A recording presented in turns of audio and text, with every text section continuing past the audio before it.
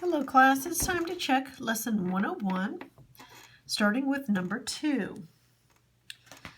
So in number 2, they give us 2 concentric circles, and they ask us if we threw a sandbag on the circle, what would be the probability that it would land in the small circle, basically.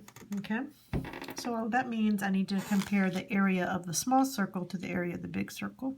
Okay, so when I figured out the area of the small circle, or the small circle rather, that one has a diameter of 12. So the area 6 squared pi, which is 36 pi, and then the bigger circle, the radius is 12. 12 squared is 144 pi. So 36 to 144, if I reduce these, it's 1 to 4. Okay, so the area of the small circle is 1/4 the area of the big circle, so that means the probability that it's going to land in the small one is 1 to 4.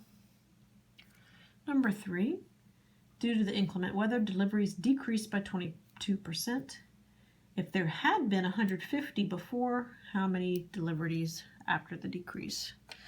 So deliveries decreased by 22%. The new percent is 78. 100 to 78 is 150 to some number, and the number is 117.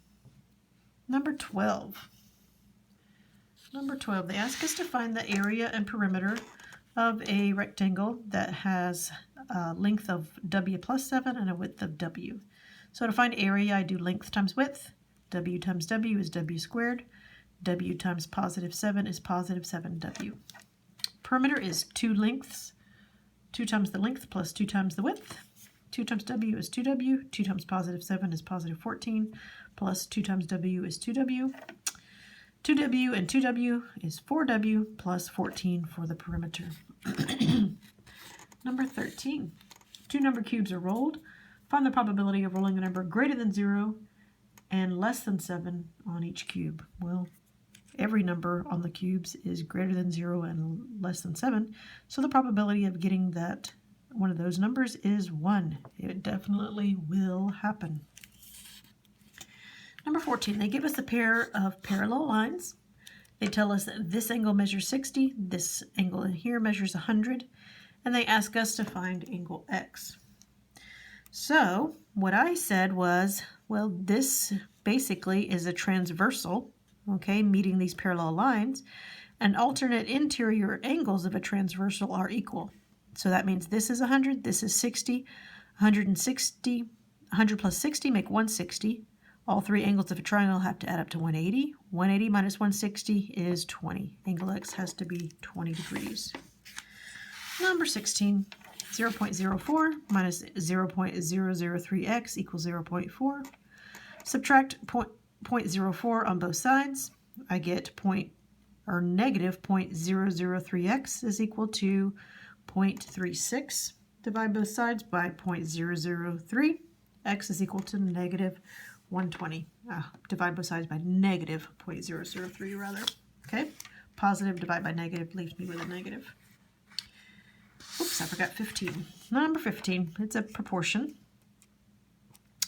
So I did my cross multiplying, and I got that x is equal to 102. Number 17, negative 1/8 plus 1/2 x is equal to 0. So I just added 1/8 to both sides. Okay, then I have 1/2 x is equal to 1/8. What's happening to x? It's being multiplied by 1/2. How do I undo that? Divide by 1/2, which means multiply by the reciprocal. I multiplied both sides by 2 over 1, and I got x is equal to 1/4. Number 18. 5x minus 5 times 5x minus 5, FOIL. 5x times 5x is 25x squared. Outside, 5x times positive 5 is positive 25x. Negative 5 times 5x, negative 25x. Negative 5 times positive 5 is negative 25. Positive 25x, negative 25x, I have 0 x's. Final result is 25x squared minus 25. X plus 9 times x plus 9. X times x is x squared. X times positive 9 is positive 9x. Positive 9 times positive x is positive 9x. Positive 9 times positive 9 is positive 81. My 9x's combine. My final result, x squared plus 18x plus 81. Number 20. Negative 2 to the fourth times 4 to the negative 1. Okay, negative 2 times negative 2 is 4.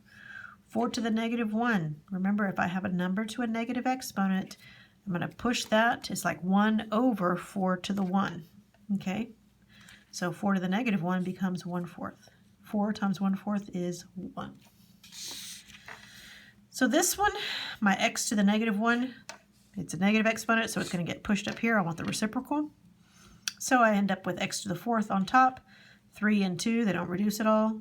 My y stays on the bottom. 3, x to the fourth, 2y. The only thing that happened was that our x to the negative 1 got pushed up to the top. Negative 2 times negative 3 times negative 4 gives me negative 24. Negative 2 plus a negative 3 minus a negative 4. So I went ahead and changed this to add the opposite. Okay, so negative 2 and negative 3 make negative 5. Plus a positive 4 leaves me with negative 1. Negative 24 divided by negative 1 is 24. Now 23 is our last problem. We said we could leave it in terms of pi. What's the probability an object that lands in the circle will also land in the triangle? Okay, so we're doing the same thing like we did on the very first problem. We're comparing the area of the triangle to the area of the circle. Okay, so to get the area of the triangle, on the top here I did base times height divided by 2. Base times height, I got 20 by 10 divided by 2 gives me 100. Area of the circle on the bottom is pi r squared, so I get 100 pi when I do all my calculations. 100 divided by 100 leaves me with 1 over pi as your final answer. Okay? Okay, guys. Hope you guys have a great day, and I will see you next time. Bye.